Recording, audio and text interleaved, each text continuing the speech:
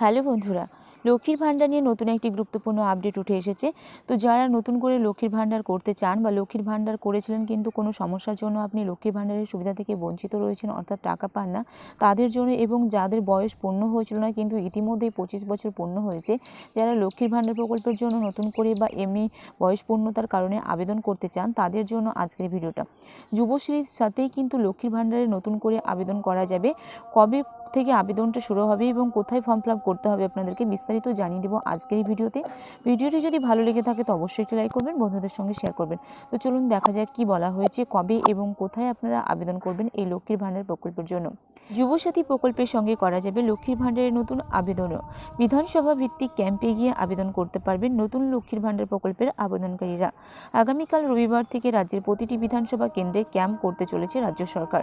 তো আগামীকাল রবিবার থেকে প্রতিটি বিধানসভা ক্যাম্প করতে চলেছে রাজ্য সরকার। সেখানে আপনারা যুবসাথী প্রকল্পের সঙ্গে সঙ্গে লক্ষ্মীর ভাণ্ডারে যদি নতুন করে আবেদন করতে চান তাহলে কিন্তু আপনারা সেই ক্যাম্পে নতুন করে যুবসাথী প্রকল্পের সঙ্গে সঙ্গে লক্ষ্মীর ভাণ্ডারের জন্য আপনারা আবেদন করতে পারবেন।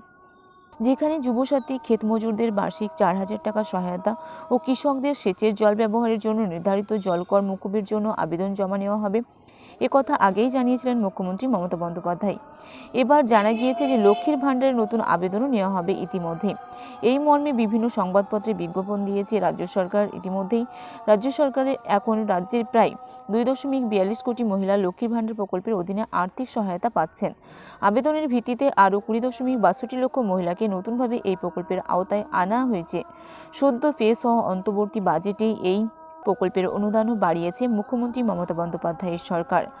ফলে এবার থেকে সাধারণ শ্রেণীর উপভোক্তারা মাসে 1,000 টাকার পরিবর্তে 1,500 অর্থাৎ 1,500 টাকা করে পাচ্ছেন। এসটি এসসি উপভোক্ত মহিলারা মাসে 1,200 টাকা করে পেতেন, সেখানে পরিবর্তন করে 500 টাকা বরাদ্দ বৃদ্ধি পেয়ে 1,700 টাকা করে বাড়িয়ে দেওয়া হয়েছে। অর্থাৎ এসসি এবং এসটি উপভোক্তা মহিলারা কিন্তু 1,700 টাকা করে অলরেডি লক্ষ্মীর ভাণ্ডারের টাকা পাচ্ছেন। লক্ষ্মীর ভাণ্ডারে আবেদনের জন্য কী কী নথি লাগবে? আধার কার্ড, জাতিগত শংসাপত্র, ব্যাংকের পাসবইয়ের প্রথম পাতার জেরক্স ও ছবি জমা দিতে হবে। এছাড়াও যুবসাথী প্রকল্পের ঘোষণা হওয়ার পর এই প্রথমবার আবেদন নেওয়া হচ্ছে। বেকার যুবক এবং যুবতীরা আবেদন করতে পারবেন, তবে বয়স হতে হবে 21 থেকে 40 বছরের মধ্যে। সেক্ষেত্রে আবেদনকারীকে মাধ্যমিক এবং সমতুল্য পরীক্ষায় উত্তীর্ণ হতে হবে।